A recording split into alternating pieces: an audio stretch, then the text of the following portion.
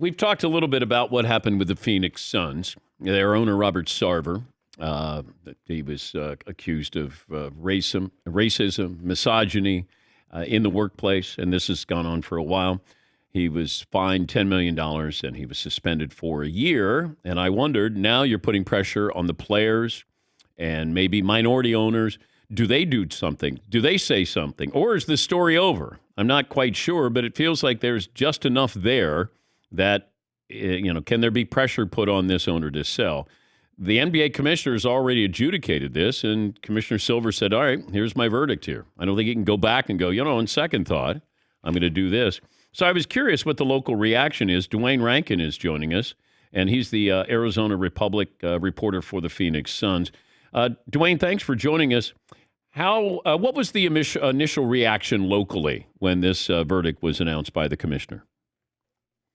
Well, there's a couple emotions. One, disappointment, and that it didn't go further than just a fine. And even though $10 million is the max that they could fine him, and then the year suspension is like, there's a large segment of fans that have had issues with Sarver even before this, and this just pushed it over the edge. That hey, we don't want him to be the majority owner. We want him out. And then there's a completely other side that's just like it's a he say, she say, and it's like, okay, well, there's actually a side that actually thinks that, that Sarver should stay. It's not as large as the majority that want him out, but I was surprised that there actually is a segment of people who believe that he should stay. But I would say the large majority wanted him gone and weren't satisfied with the fine and the suspension, and especially the people who were on the other side of those racial slurs and the sex related comments, inappropriate comments. But I think, and I wonder, they're successful. The Suns are successful, so you don't want to mess with something that's successful and that everything's going along pretty well. And yes, he did say these things, and I don't know if he's shown remorse. It feels like he's like, I don't agree with this, but I'll accept the punishment. That doesn't sound like I'm being remorseful, and that's what the commissioner tried to sell here. What happens now, if anything, with the players? You had a minority owner who spoke out and said he doesn't want Robert Sarver running the Suns. What do you think happens before the start of the season? Well, the first thing is you're going to have media day in a couple of weeks, and then the players will be put on spot. Hey, what do you think? How are you? How do you feel about this? It'll be the first time that as a group, and that includes James Jones, Monty Williams, will be asked about this. So we'll get then that initial thought of where they are.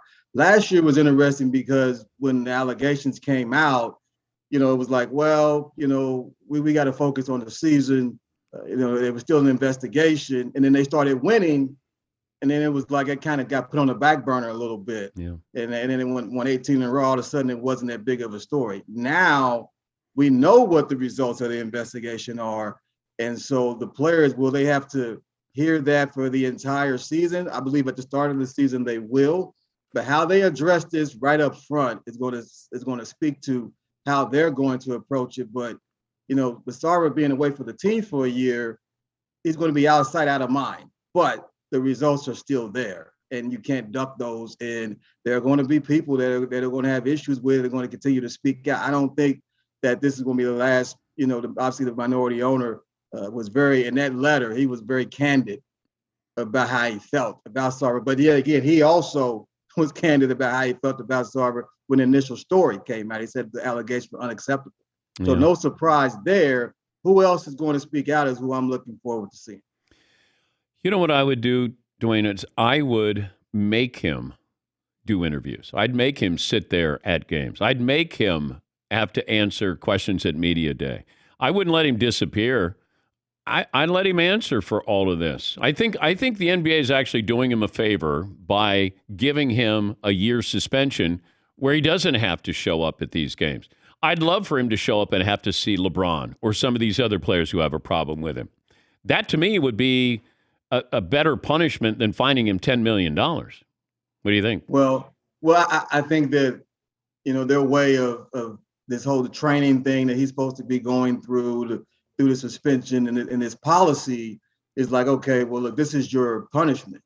But on the flip side, like you said, if he had to face these players that have issues with him, then it would be an educational thing where, hey, okay, now I fully understand this. Now that I'm having to have a conversation with the LeBron James, with guys like that, in their face saying, hey, a Steph Curry, someone coming up to him and saying, hey, listen, you may not understand this, and we're not giving you a pass, but this is why this is an issue. Yeah. And when it's coming from outside of your circle of very prominent people, then you will take a greater listen to it.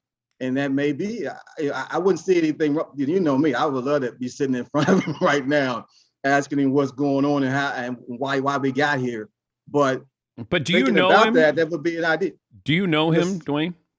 Well, we've talked. When I first got here, the team was bad.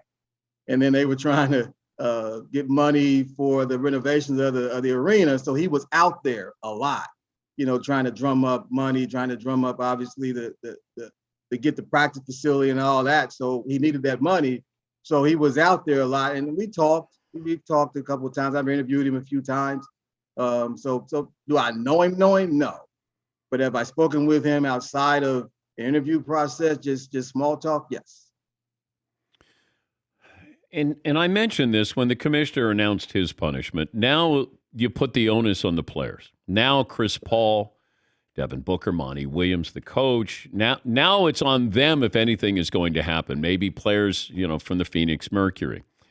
It's not fair to them because this shouldn't be about them, but now it is because if you're not satisfied, what do? You're going to say something to the commissioner? He's not going to do anything. He's not going to reverse anything. He's not going to change anything. So now it comes down to, do the players do enough that maybe forces him to sell this? Or is there anything they could do where that changes anything? That's why Chris Paul is so important, because he went through this with Donald Sterling, obviously with the Clippers. So he'll be the lead on this. Whatever this team does, it will be a Chris Paul, Monty Williams, James Jones huddle. And then they'll come out of that and say, this is how we're going to approach this. And then Devin Booker, it will be obviously a team leader as well. So he'll be obviously involved in that. But I see a 3-4 person team huddle going into this and saying, this is how we're going to approach this season. This is how we're going to go about this season. And then everyone else will fall in line with that. But there might be a situation where you do have a player on the team that's like, hey, look, man, this is how I feel. I get we're a group, but this is how I feel.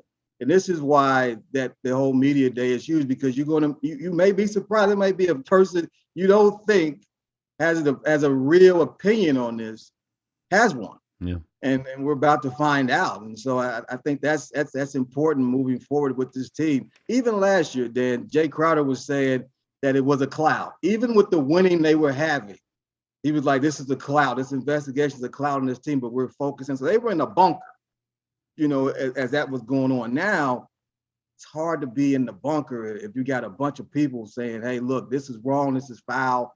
What are you guys going to do? Because as you say, it's on them now. So there is more pressure on them now as opposed to last year.